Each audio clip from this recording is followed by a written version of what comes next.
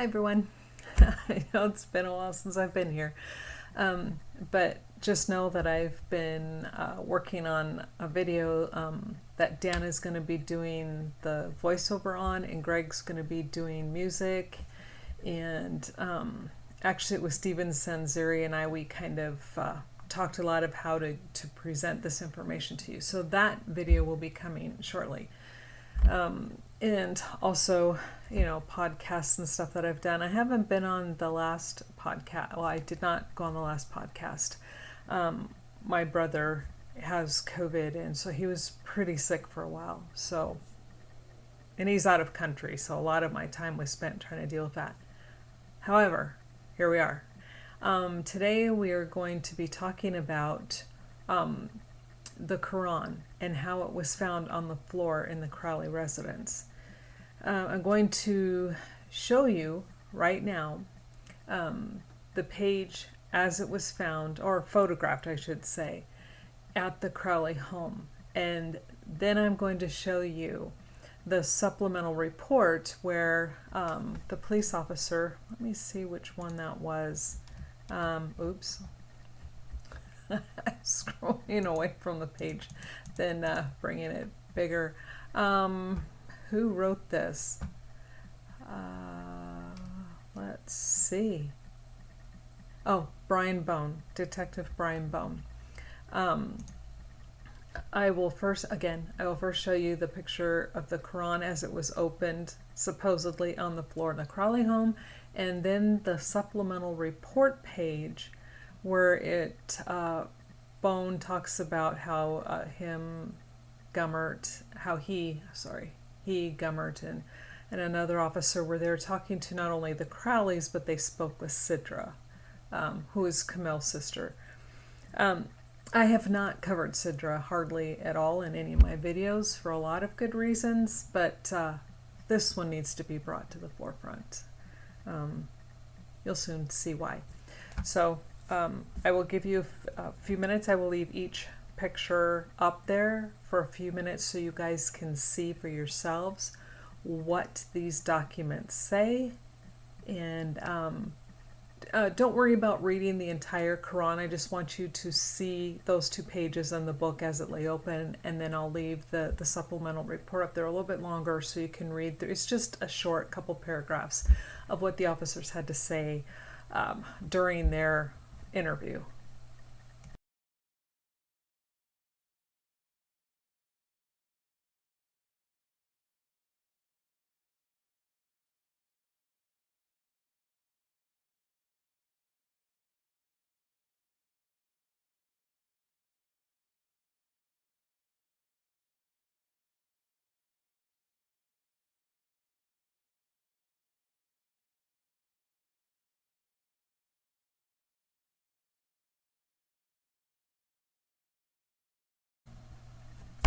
Okay, I hope you found that interesting.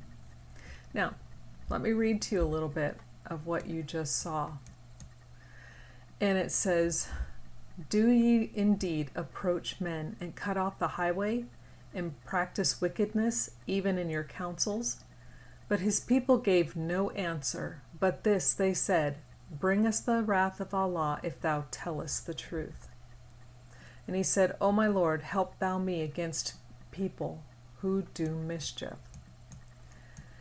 And then it goes on to talk some more. "When our messengers came to Abraham with the good news, they said, 'We are indeed going to destroy the people of this township, for truly they are addicted to crime.' He said, 'But there is Lut there.' They said, 'Well, do we know who is there? We will certainly save him and his following, except his wife. She is of those who lag behind.'" Does this story sound familiar? About angels going to Abraham, about Abraham pleading with God to save his family, and how Lot and his 2 daughters were there, and how Lot's wife wasn't saved from the destruction of Sodom and Gomorrah. What I just read to you was from the Quran. I went out and purchased my own copy. This is Surah 29, 29 is where it starts. Well, no, read the whole thing. It's actually quite interesting. But 29:29 is where it is on the page.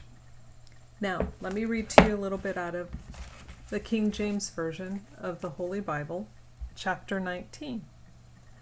And there came two angels to Sodom at even, and Lot sat in the gate of Sodom, and Lot, seeing them, rose up to meet them, and he bowed himself with his face toward the ground, I'm sorry. And then it goes on. And then it talks about how people go to the door and they're, wanting to do things that are just disgusting to the angels, right? And it goes on. And then what happens to Lot's wife? Now the Lord, and then it says in verse 19:24, and the Lord rained upon Sodom and Gomorrah brimstone and fire from the Lord out of heaven. Now, let's see. Let's see where it says here about brimstone.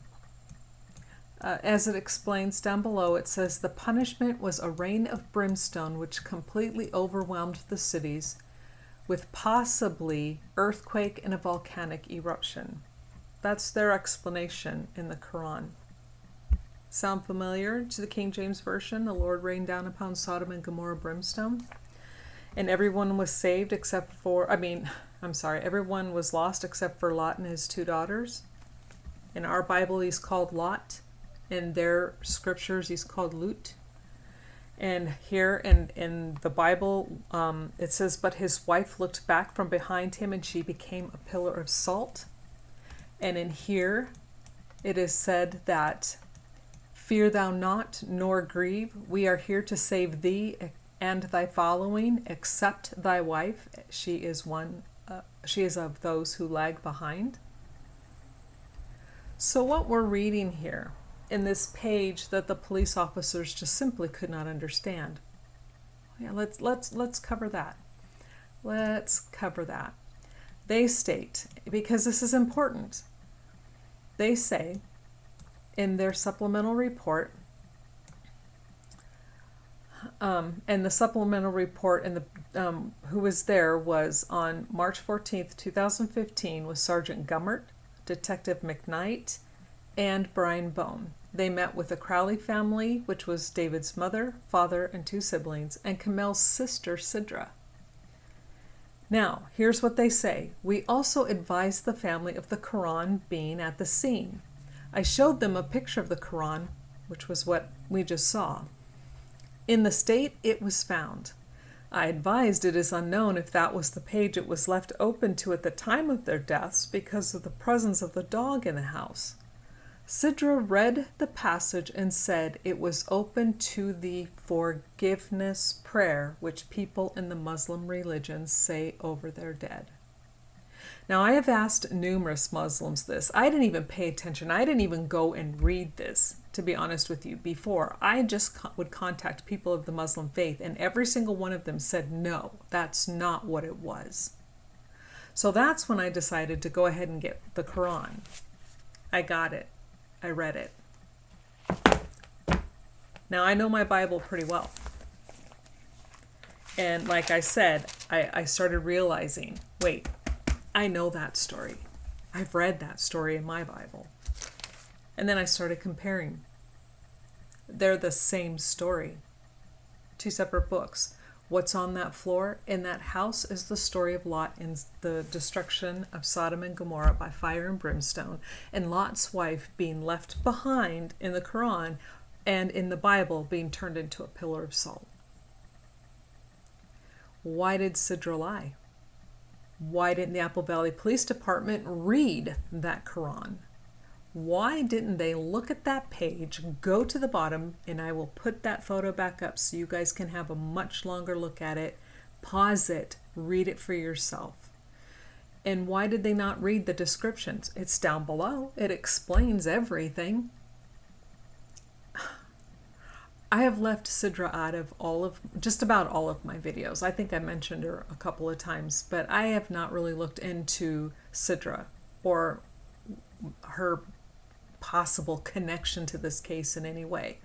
However, when I saw in the supplemental report where she flat out lies to the police department, unless the police department is lying to us, and that there was a different photo of another page of the Quran being opened to, but this is the photo of the Quran on the floor, the page it was open to. Why'd you lie, Sidrah? What are you hiding?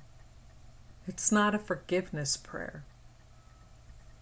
It's simply the story of Sodom and Gomorrah, about Lot, or how you guys say Lut, and his daughters, how they were saved, and how the wife didn't leave.